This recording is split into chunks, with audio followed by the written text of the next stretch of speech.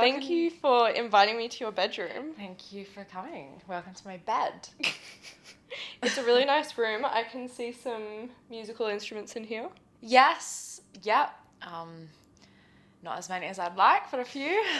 Yeah, because your old house was it Willoughby or Chatswood? Chatswood. You kind of had a garage area where you would do your music production type stuff. You had drums, you had all your guitars laid out. Do you kind of miss having that room to work in? Not really. I mean, the drums were in kind of secondhand set that I just picked up ages ago, and I never used them. It was only really for band practice. So the only real equipment I use for music production is my laptop and then my MIDI keyboard and my piano. So yeah, I mean, it is nice, I guess, to have a bit of a bigger space with more stuff, but I love, just playing around with the electronic stuff, and it kind of forces me to be more creative sometimes. So, do you feel like you make a lot of music in this bedroom, or do you feel like there's other places where you probably make music? Yeah, it's definitely this bedroom. I would say at that little keyboard or at my little desk with my laptop. Yeah, it kind of, the ideas come to me wherever, but most of it comes to fruition in this room. Nice. So, yeah. When did it kind of start, the whole music production thing, and when did you feel like you were I want to be a singer, I want to be an artist? Yeah, I started learning to produce music on Ableton when I was around 16, so in year 11 of high school. And yeah, I think the kind of idea that I wanted to be an artist or a singer, it was never something I really thought, I was always making music on GarageBand before getting Ableton, but so it was never something that it was a goal or anything. But then I had a few people that kind of said, oh, you should think about doing this, seriously. And I think that was when the kind of cogs started to turn. And so, yeah, I would say it was around year 11, year 12 where I started realizing that I really liked songwriting, and production was something I was picking up and everything. So, yeah. How did you teach yourself to use Ableton Live? Was it just YouTube videos and stuff? Oh, yeah, initially, I don't really even have the patience for YouTube videos. So it was literally just me looking at this really complicated software and just going and this was in year 11 and 12, and just going, this kind of looks kind of similar to something that I used to do on GarageBand. I mean, I can't imagine, because I use Pro Tools, but yeah. I mean, I've tried to use Ableton, and I've done those LinkedIn courses on how to use Ableton Live, and I get so confused. Yeah, so I was quite confused, and then I did a module of in first year uni, because I always like to stack up my timetable. I did a production course that just taught me the basics of sound design and mixing and mastering and stuff, and that was really helpful because it definitely showed me there was a lot more I could do with Ableton than I was actually using at the time. But I mean, in a way, for a while after doing that course, it kind of unlocked all of this amazing sound design and tools to manipulate every single sound you were using. And it actually, for a while, really kind of stumped my creative process because there was just too much possibility. Yeah. And I kind of almost missed a time where I didn't really know what else was possible, and it just forced me to be really creative with the tools I had. But now I've definitely brought it back to being able to have a really simple process, and writing on piano and stuff, and also just not fussing about sounds too much, just trying to get the best out of what you can, what you have, because in the next part where you start to refine it and mix, you can always change the sounds and tweak them to just exactly what you want. Absolutely. Yeah. And I feel it can be quite overwhelming to have sound libraries and plugins and be oh my god, there's so many cool things to do. Yeah, definitely. And then you kind of just overwhelm yourself, and you're actually, I should just go back to the basics. And totally, yeah. I think it's the idea of creative limitation. It's why sometimes it's actually great to be forced to rhyme when you're writing lyrics. Yeah. Because, imagine if you just have endless possibility, it's impossible to actually create something new or innovative because you just don't even know where to start. Exactly. Yeah. Do you feel a sense of like wanting to have all the control when it comes to like start to finish of a song and not really hand it over to anyone else? Or do you kind of see yourself in the future somebody else producing your work? Like where do you see the producing kind of go? Yeah, so I definitely, like, I don't do my own mixing because I've tried and I get demoitis, like, really badly. It's a thing. Is that a thing? I've never heard of that. It's, well, I don't know. People have told me it's a thing, but maybe they were just, like, pranking me. But it's, yeah, so it's where basically you just get really attached to, like, the initial production and you don't take the mix far enough to actually make the change that needs to be made in order for it to sound professional. So, yeah, I don't like doing my own mixing. I love doing my own production though, and I have had experiences, I think, like where it's more songwriting or I'm collaborating. And in a way, I actually could see myself maybe like collaborating on the songwriting more and doing the production. Like that's, I think, because, yeah, I mean, production as well is very much like become a lot more like integrated with the writing process because a lot of modern songs, the sounds you use are really important to the song itself. So, yeah, I think I'll always be doing the songwriting and production, but yeah, the thing I couldn't let go of is the production. Because, like, in a weird way, I think that's where, like, the ability to kind of, like, turn a simple idea into then, like, multiple layers and have, like, kind of cool sections and sounds coming in is probably where I would, like, place the most enjoyment in the whole process for me. Okay, wow. Yeah. Yeah.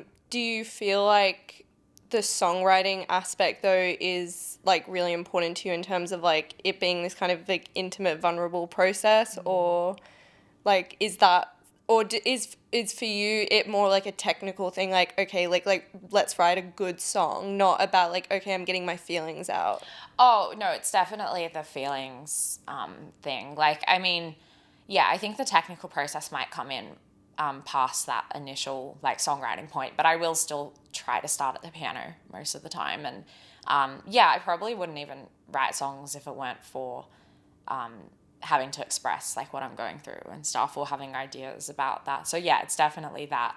But then the technical stuff will kick in because I often procrastinate from taking like my initial idea. I think I've got over 200 sets on Ableton, like open projects. Are you serious? Yeah. Because Shirin! I know. What the that's fuck? The thing, right? Like it's, yeah. So it's I procrastinate from. So I've kind of had to tell myself it's just a technical thing, taking it from like idea, song, lyrics to like... Okay, you're kind of making me feel better because I've got 10 songs in total that I've ever written and they're a work in progress. So yeah.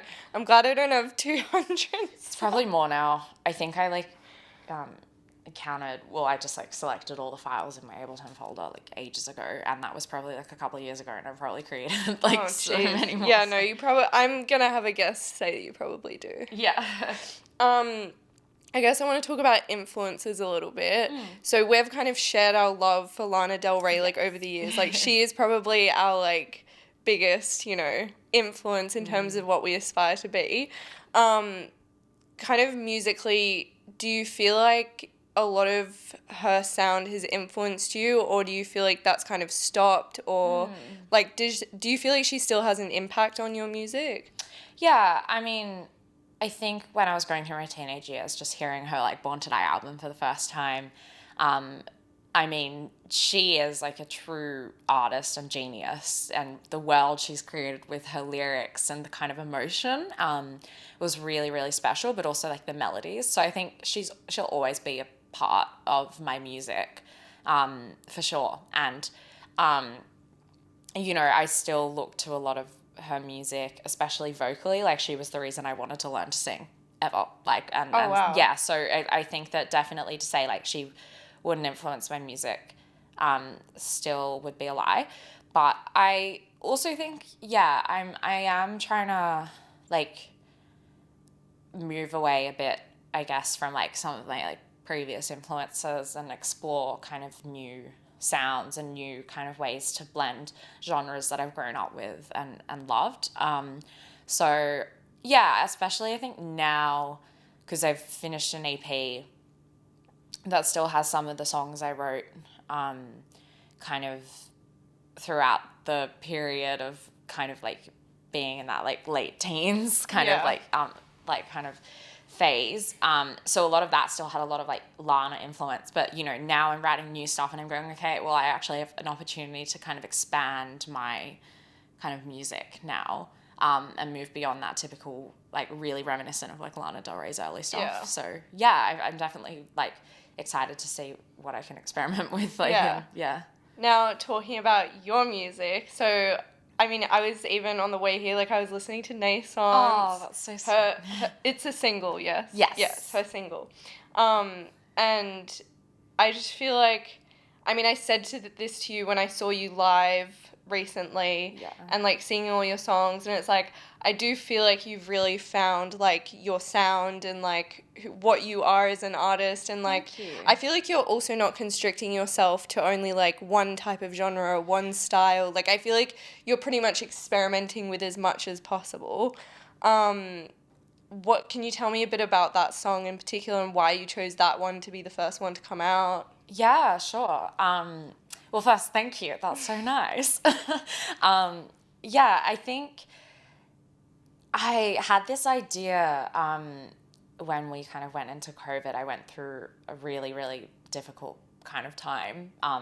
And I had this kind of vague idea for a long time of writing this kind of EP. Well, it was going to be an album because I had enough songs for it to be an album, but just slowly kind of cut it down because I only got kind of realistic to kind of finish like X amount of songs. But that'll definitely change. I do want to release an album at some point of like a lot more songs. But yeah, and I really wanted to write something as a bit of an ode to like adolescence and the kind of difficulty, I guess, of realizing, like for me, it was a huge political awakening because I realized there were a lot of things in the world I really wasn't happy with. And I was really, really invested in politics and also, you know, existentialism and kind of realizing, oh, we don't really know much about why we're here or anything. So that's a huge part of like adolescence.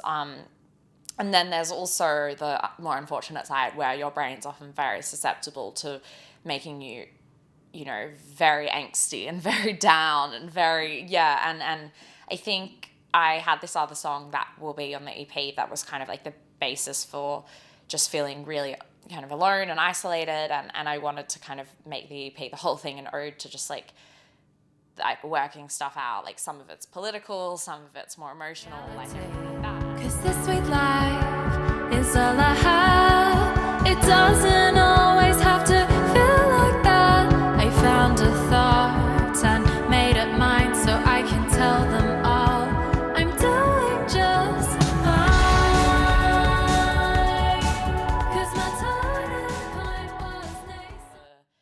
song to be like quite, you know, down and kind of dark like a lot of my other stuff, but it was weirdly kind of really positive, and suddenly just like Naissance, meaning birth in French, it just kind of all came together that was like the title track of the whole EP, because it was kind of like, even though you can accept that there's a lot of darkness and everything, there's ultimately a light at the end of the tunnel. And I was also delving into spirituality as well at that time, so the song is very much an ode to actually like learning about your place, not just, you know, within your like kind of real realm, but also like your kind of spiritual realm, and learning about the universe, your place in the universe, your collective conscious, everything like that. Okay.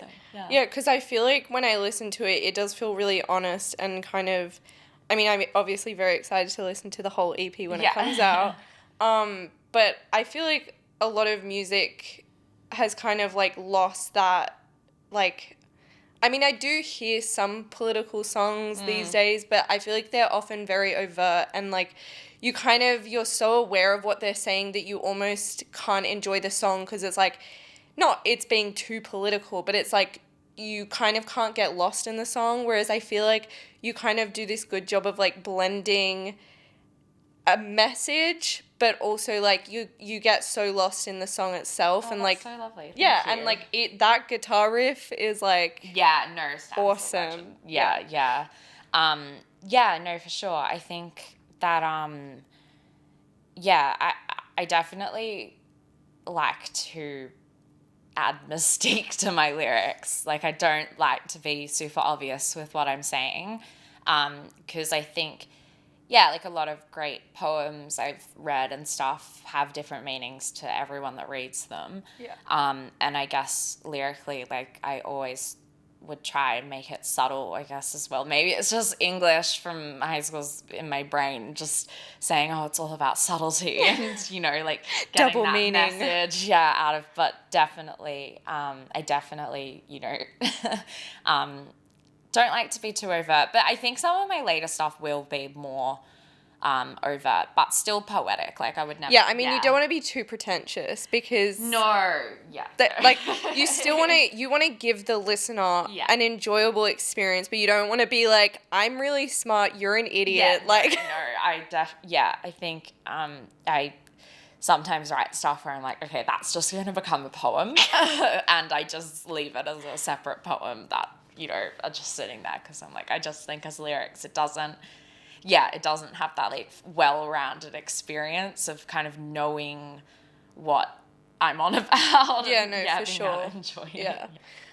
How do you feel about starting to perform live and starting to perform your songs? Because obviously that's very different to performing a cover where you can kind of hide behind the artist that wrote it. Like, how do you feel about that? So weirdly, I used to get so anxious performing live, but increasingly it's actually one of the things I look forward to the most. And I think that's because I really struggle with the online social media side of things, like really struggle with it, because I think for me it's just never been a normal concept to, I guess, just not have any control over people, like, or understanding how people are receiving, you know, you and your identity and your, like, it feels very removed and strange. So ever since actually releasing the single and just having so much online stuff, like, a lot of it was fantastic and really great for me, but it still was definitely something I really struggled with, it just being very removed from me. Going to like the single launch gig was so refreshing, and I actually really enjoyed it, because it was like seeing real people really listening to my music. So I think it kind of flicked a switch. Performing my own songs and stuff live is great, because I can for once actually see people's reactions to them, whereas like releasing music on the internet, like, that's original, is terrifying, because you can't actually see anyone's reaction. Like, you might get some messages or whatever, but so I think I definitely still get nervous, but like live, but increasingly it's one of my favorite parts of the whole thing. In fact, I would just happily only perform live as like the only thing I do with my own songs. So. I'm definitely glad that you say it like that, because I feel like it is probably the best part about being a musician or an artist, because like it's just like, it's undeniably the best feeling when you perform in front of a group of people and you can see that they're enjoying your music and like having a good time. Like, it's probably one of those just most fulfilling things ever. I guess going back on the social media thing, because this always has like kind of fascinated me, but like, what do you feel like you struggle with the most when it comes to like putting yourself out there? Like, is it just that people are going to have an opinion on you, or is it because you actually value that level of privacy? What? I think it's just both of those things. The kind of opinion that can be formed, but also I just absolutely know online is not my full self, and you can't represent yourself in the formats that we're kind of provided. And like, I mean, there's an argument to whether we could ever get to a point where online could even represent our whole selves, but I think that it's become such an easy way for people to just quickly like categorize people's identity and people's selves, and I'm just really uncomfortable with that. Like, I guess I just value that level of privacy. You know, people that know me will know, like, I definitely like like to think I have a kind of big personality and everything, and I just don't always want to represent all of that in little squares. I mean, that's completely fair. Like, I have obviously only recently started, like, using social media in a kind of more intense way, and, like, it is that thing where you have to completely compartmentalize the fact that you're branding yourself and, like, checking on your, like, analytics and all this kind of crap, and it can get to your head, and I think it can be this, like, really stupidly dangerous thing that you can do to yourself. And I would almost say, especially being, like, a girl, and, like, a lot of it can have to do with your looks and, you know, how really pretty you look, and yeah, and I mean, I, like, you know, I'm so supportive of, like, female artists doing whatever they want, but for me as well, it's definitely never something where I'd want to be posting, like, lots of selfies or anything like that. Like, it's just never been something that I hold as, like, a personal value. But then I think a lot of women, like, there's a huge expectation there. Yeah, absolutely. And people are almost, like, critical when you don't take that approach, or weird about it. And and also I think, it's just, like, especially when you're turning, like, something that's so personal to you into a brand and promoting it and pushing it and kind of making social media, I mean, ultimately, the people that know me, like, my social media doesn't matter, but when you're an artist, you're trying to get people that have no idea who you are to notice you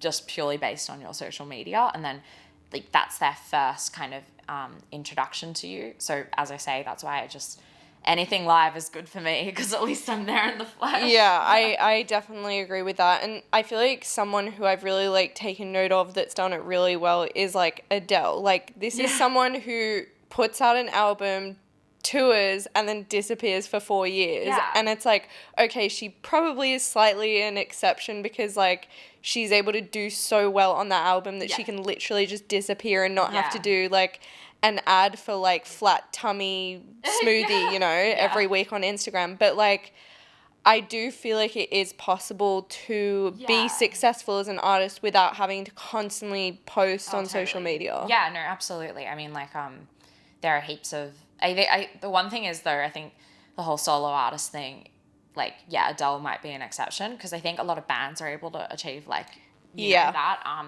But solo artists, a lot of people are like, what about the personality of the person? And like... Do you feel like that's even necessary? Because the way I see it is, like, if I ever decided to become, like, an artist or a musician, like, I almost feel like I don't really feel like I need to tell anyone about my personal life or, like, what I'm doing day to day. I would literally just, like, give them my music and be like, cool, I'm out. Yeah. Like, even if people were like, no, like, we want to know every detail about your life, I would be like, I don't really care. But I feel like there are people who, when they become, like, an artist, they're like, no, like, I need to share every aspect of my life. Oh, no, I definitely don't feel that need or anything. But it is weird. Like, I still think...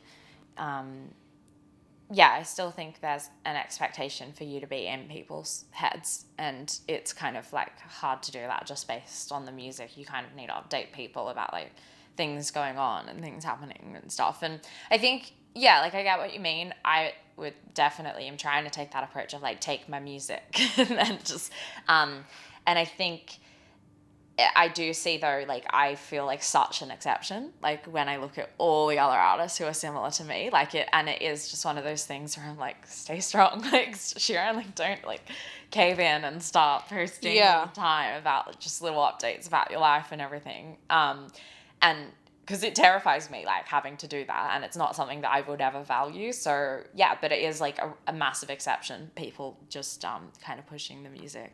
I think it's a very easy fear to fall into of, like, being forgotten. I think it's such a, like, little fear in the back of your mind where it's like, oh, but, like, if I don't post something every day, they might just forget me. Which, I mean, if I'm honest, I feel like with some of the stuff I'm doing, I feel like it's crucial that I'm constantly using social media. But it's like, I don't think that's the case for every single person, thankfully, because I feel like it shouldn't have to be the case for every single person anyway. And I think that the kind of online environment we've created, especially with I won't go down this rabbit hole, but I will a tiny bit and then just come back up. I think especially with the companies that design these apps, it being all about an attention economy. So like the design of the content you see, of everything you see, is designed to keep you on the site. It's not actually necessarily designed to give you the best content or help you see stuff that will enhance your worldview or anything like that. It's very much like algorithmically, the goal is like stay on the site, more advertising attention, more advertising dollars. Like, you know, that's how they make profit. So I think that in that kind of world, it's become normalized to just do what everyone else is doing and just like capitalize on attention. And I just think that's a really strange concept when you have all these really unique people trying to do really unique kind of creative works and you know, not everyone should be using these sites in the same way, and not everyone, you know, should be pushing out the same kind of content. And not to say that there isn't a lot of variety, and I mean, like, there are heaps of people and doing really interesting stuff on social media, but I think there's a huge like kind of expectation and kind of stock standard way to use these sites, and that just seems so strange to me. Like, there's no stock standard way to be a human or to make art. No, for sure. But I feel like you kind of said it there, where it's like that there is a way of using social media that's like right for you, and and I feel like obviously it's kind of like default that you have to treat yourself like a brand because that you're trying to sell your music, but it's like, if it makes sense for your brand that you don't actually have to post every day, then that makes sense for your brand. And I think that's kind of like a good outcome, really. Totally. And I think,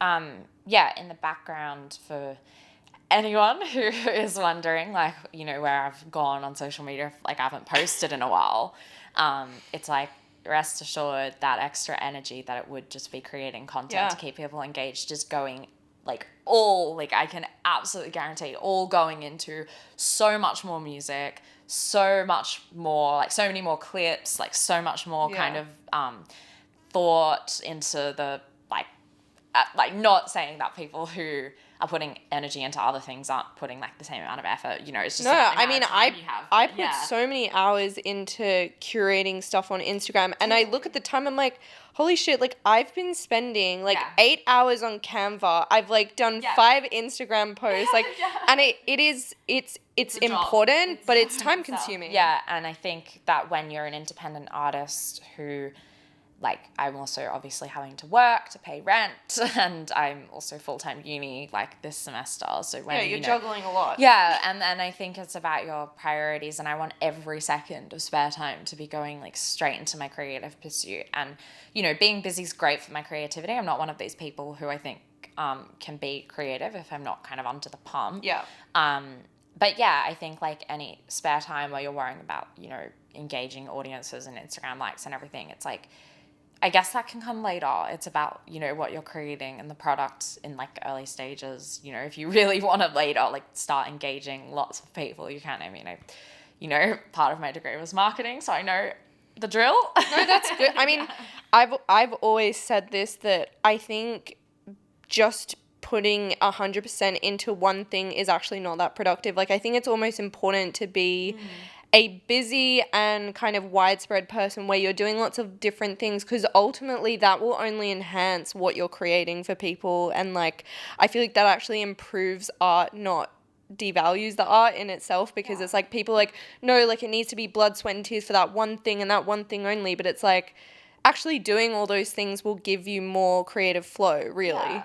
Yeah, I mean, I think people work differently and stuff.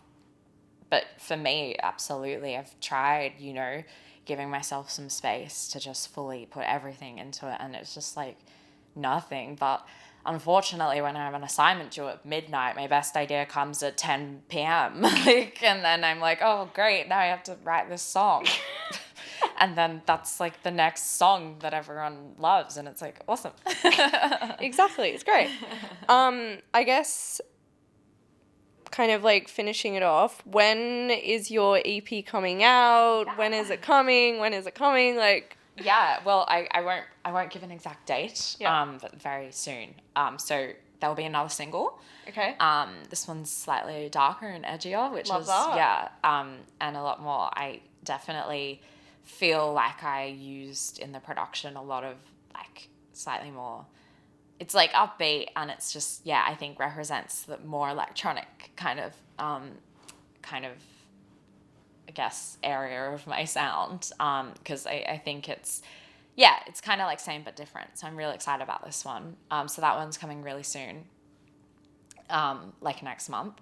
Okay, cool.